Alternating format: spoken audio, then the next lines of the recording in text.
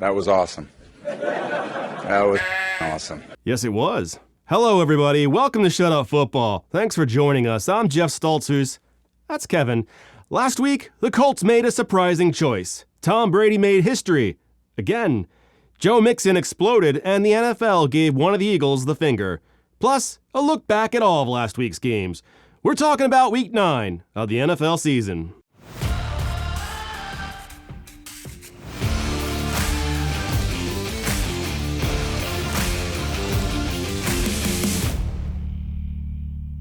We'll recap the games in a second, but first, it's barely news. The Colts finally dropped the hammer, firing head coach Frank Reich. Reich was originally hired after a successful stint as the Eagles' offensive coordinator. Some speculated Reich lost innovation when his coordinator, Nick Sirianni, left to become the head coach of the Eagles. Sirianni's current OC, Shane Steichen, could become a potential replacement for Reich in Indy, which would open a job in Philly for Reich to return as the OC under Nick Sirianni. Oh no, I've gone cross-eyed. For the interim head coach, however, Jim Irsay decided to think outside the box, or sidelines of logic, and hired former center and ESPN analyst Jeff Saturday. Nothing against Saturday, but it's weird that Irsay chose a guy with zero coaching experience at the collegiate or NFL level. I mean, by that measure, prop comic Carrot Top had just as much chance to get this job. The high school football game was called at halftime due to the score, 96-0. And I am livid with these idiots. You just upended what was about to be the most amazing comeback in sports history. We could have got like 3 Rudy movies out of this. Also, think about the character building in these young men. You were so much character, buckets of it. What a waste. A.J. Brown was fined $10,000 for pointing at defenders last week, making it the most expensive finger blast in history. I think we can all agree the league did the right thing here. Pointing is a gateway to throwing your hands up and waving them around like you just don't care. Can't have that. Last week, Dan Snyder enlisted Bank of America to help sell the Washington Commanders. There are a few names already interested, including Byron Allen, who tried to buy the Broncos, Matthew McConaughey, because he willingly associates with Snyder for some reason, and a potential partnership between Amazon's Jeff Bezos and Jay-Z. The blueprint and 2-day shipping? All right. Honestly, as long as it's not Satan or Kanye, should be an upgrade. And that's barely news. Now it's time to take a look back to last week's games. It's time for the recap. Welcome home, Jalen Hurts. Apparently he's from H-Town. And also, Houston is called H-Town. How imaginative. Philadelphia and Houston were involved in a 2-sport fight that night. The Astros were battling the Phillies in the World Series. But no one cares about baseball. It's boring and they make you leave the bat behind when you run the bases. Cowards. The Texans drew first blood with a touchdown to Quatoriano. Kenny Gainwell was stopped shy of the goal line, and center Jason Kelce tried to drag him into the end zone by his face, which can't possibly be legal, but I'm really not sure what you'd flag him for. 2 plays later, Miles Sanders scored and... Wait, let me try and guess this one. Peppermill. Lady takes her dress off to poop. Ninja. High knees? It was more of a game than anyone expected. They went into the half even. Were the Eagles playing down or the Texans playing up? In the second half, the Eagles cashed in on Davis Mills' mistakes and put the game on a top shelf where they couldn't reach it. Houston can have the World Series, but they can't have a winning football team. The theme of the game was mayhem. Drake London caught a pass, but the ball was stolen right out of his shifty mitts by Khalil Mack, who rumbled the other way with the leisure and confidence of a man playing with house money. The chaos of this game kept me warm like a hobo around a fire barrel. Austin Eckler was tackled at the 37-yard line. Except he wasn't! Ha-ha! Fuck you! I dance on your assumptions and inept follow-through. This game contained one of my favorite plays, the fumbleception. A fumble recovery within another fumble recovery. Nobody even touched that guy. How embarrassing. This came down to another field goal, but this time it was Cameron Dicker, who just joined the team that week. Justin Herbert said they saw Dicker's confidence grow in practice, and it rubbed off on him. I swear to God, you're making this too easy for me. The Chargers can't keep giving out game balls to kickers. Next thing you know, they're gonna want to be paid or allowed on the team jet. I'm not saying it was an inspiring speech. I'm just saying I have my suspicions that one dude here is hearing music that nobody else does. Tua had another monster day. Not surprising, considering the Bears' recent yard sale on their defensive players. Justin Fields ran amok. He threw touchdowns to Mooney and Cole Kmet, but the big surprise was 178 yards on the ground. That's the most rushing yards in a regular season game ever, a record previously held by canine enthusiast Michael Vick.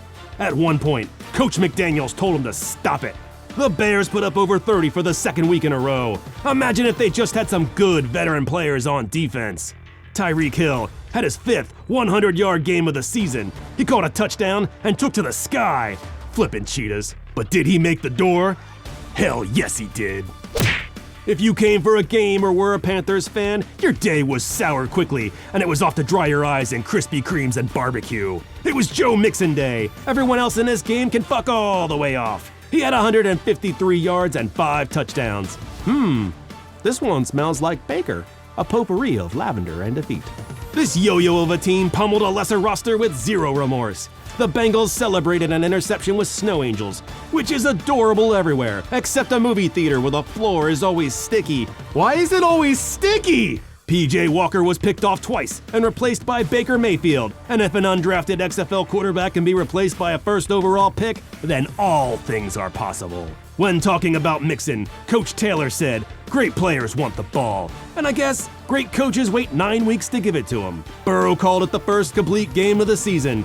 Getting pretty high on your own supply there, Joe. You just beat a 2-win Panthers team that lost their previous game due to helmet removal. Maybe just say, it's on to Cincinnati. It's official, the Packers suck. Aaron Rodgers threw 3 interceptions, and this time, it was definitely all his fault. Aiden Hutchinson grabbed one of them and ta-ta'd his TTs into the end zone with a dance invented by my windshield wipers.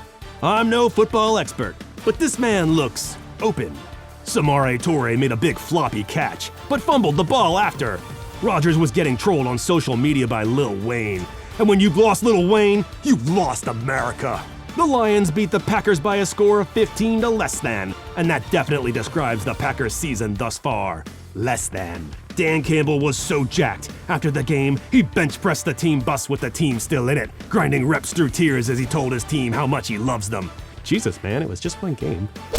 The Patriots defense ate Sam Ehlinger's breakfast, lunch, and dinner. Matthew Judon was all over him like a chinchilla scarf. One day, Ehlinger will tell his grandkids tales of the bad man who stole the taste right out of his mouth. It was another solid day for kicker Nick Folk, who looked suspiciously like Mac Jones at the end of his career. The Pats just kept building, and the Colts didn't have the ammo to compete. After the game, they didn't even have a coach. What's next? Parking spots and chairs? Owner Jim Irsay's management philosophy seems to be grifted from the 1989 film Major League. Oh, I'm on to you, Jim. Jeff Saturday is gonna bring this band of misfits, criminals, and has-beens together and make a run for the playoffs. You'll never move this team in the middle of the night like some coward. Again? Up is down. The Jets just beat the Bills. The Jets D intercepted Josh Allen twice and sacked him 5 times. The Skycam broke. It fell flaccid in the middle of the field, and play had to be stopped for 12 minutes until they could remove it. Or perhaps it was a cunning diversion by the Skycam to swing momentum.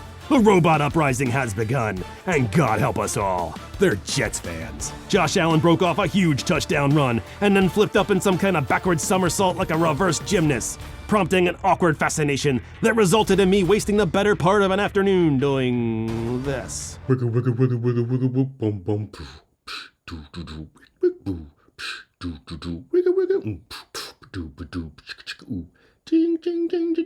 The Commanders were back in their dark jerseys, looking like a band of fast food ninjas. This was Kirk Cousins' first game back in Washington, since he left for a franchise with basic infrastructure. Justin Jefferson was there too, fresh off the set of Spy Kids 3. Heineke lobbed one deep for Curtis Samuel, who came down with it, but fans cried foul when an official accidentally wiped out a defender, as if there weren't 2 other defenders there already. Heineke found Dax Milne for a touchdown. He was fired up. The crowd was chanting his name. Harrison Smith celebrated an interception by bowling his teammates. Dalvin Cook got him even with a touchdown catch. In the end, it was Kirk Cousins who got the last laugh. Actually, I'm laughing. It looks like a podiatrist gone wild video. I, for one, am thrilled to see all the steps the NFL has taken to prevent head trauma for the players who play this game we love so much. No flag. Devontae Adams had a bounce-back game, and it should have mattered, but nothing does when you lose the game. The Raiders blew another 17-point lead. That's the third one this year. Raiders fans have seen enough. They were funneling out of the stadium before the game was even over. You gotta take your wins where you can. And if you can't beat the Jags, at least you can beat the traffic. It was all smiles for Sunshine in Florida. The Jags have a better record than the Raiders now. Maybe they can give them some tips on how to handle the first overall pick in the draft. I can't wait until Josh McDaniels gets replaced with the next big idea interim head coach hire, Guy Fieri. Time to fire up the players with a speech about, I don't know, our house, dogs, something. The Hawks got on the board first, but the Cardinals took the lead on a Hopkins touchdown. Hogwarts. Kenneth Walker continued to shine, and Geno Smith had another solid week distributing the ball. You know, you're really one of the best. Shush your pretty mouth. Just enjoy the music. The Cardinals' woes were self-inflicted. 12 penalties, botched snaps, dropped passes. Murray fumbled the ball. Noah Fant chewed up the bulk of the field in the fourth. Don't mind the rocks that I got. That's just Kenny from the block, busting tutties for the win. Vita Vea sacked Matthew Stafford, and then it was time to mow the lawn. Why not? He's been mowing down linemen all year like a short perennial ryegrass. The Rams don't seem to have much outside of Cooper Kupp, who had another big day. Tom Brady just became the first QB in NFL history to hit 100,000 passing yards. Congratulations! But you know what's even cooler than 100,000? 100 bajillion. The Bucs spent the day ignoring their backfield and threw nearly 60 passes. That'll get you to a passing milestone faster. Brady said he doesn't care about the record. He left his wife and family to return to the NFL at age 45 to test the rigidity and endurance of Surface tablets. That's some MVP level quality assurance there. He said he only cared about the win, which he got, and it felt... That was awesome. That was fucking awesome. Malik Willis drew another start and had slightly more work. He almost came close to 100 yards passing, though most of it came on one throw to Chigakonkwo. The Titans hate wide receivers. Not one of them caught a pass all night. Are they even there? Check the bench. They're probably hiding under it, huffing paint fumes and stale farts out of an old paper bag. I wouldn't throw to them either. The Titans relied on runaway train Derrick Henry again. He scored 2 touchdowns. The Chiefs couldn't get anything going on the ground. 4 running backs combined for less than 20 yards. Maybe they should try stitching them all together and run them like a human centipede. Is it legal? I don't know. It's hard to imagine the rule book has a human centipede clause. Instead of my brilliant and disgusting idea, their ground yards came from Mahomes, who scampered for a touchdown. Patrick Mahomes threw 70 passes, which is less than ideal, and one more than I can legally snicker at like a big baby man-child. McCole Hartman scored another impressive touchdown. That's right. Work that flag, buddy. Kenyon Drake had 2 touchdowns and 93 yards. When asked about it, Drake said, "The human will can only take so much." Dang. Well, he seems fun. Lamar Jackson only threw 22 passes, but he hit 12 different receivers, including Isaiah Likely for a touchdown. It was Jackson's 100th career touchdown. Andy Dalton didn't have much to celebrate, other than leaving this game with his taint intact. The Ravens were so confident, they gave the Saints a free touchdown. No one seemed interested in knocking Juwan Johnson out of bounds. I don't blame them. It's late on a school night. Let's all take knees and go home. I hear Lamar Jackson prides himself on identifying deli meats. Oh yeah? What's this? That's baloney right there. That's baloney, total baloney right there. He nailed it. Thank you so much for watching Shut Up Football. We do appreciate it. We'll catch you next time. Peace! Check the mic and make sure it sound right, boys.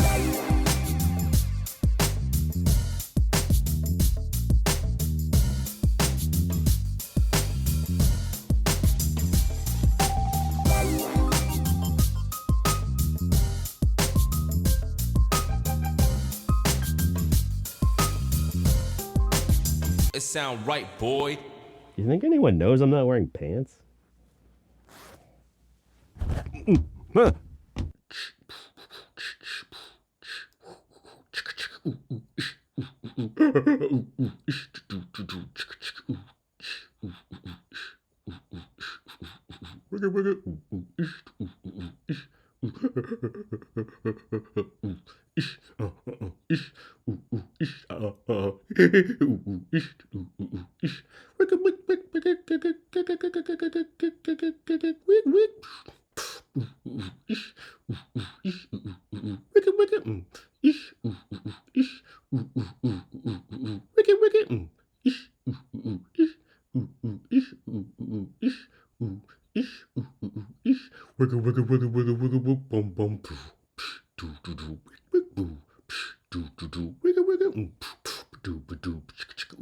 Ting ting ting ting ting ting boom, beep boom boom boom, chicka chicka ish wicka wicka boom boom, doom doom chicka chicka do do do bugga bugga woo hoo ha ha he hoo. Clean that floor. Ooh he ha ha hoo hoo hoo he ha ha.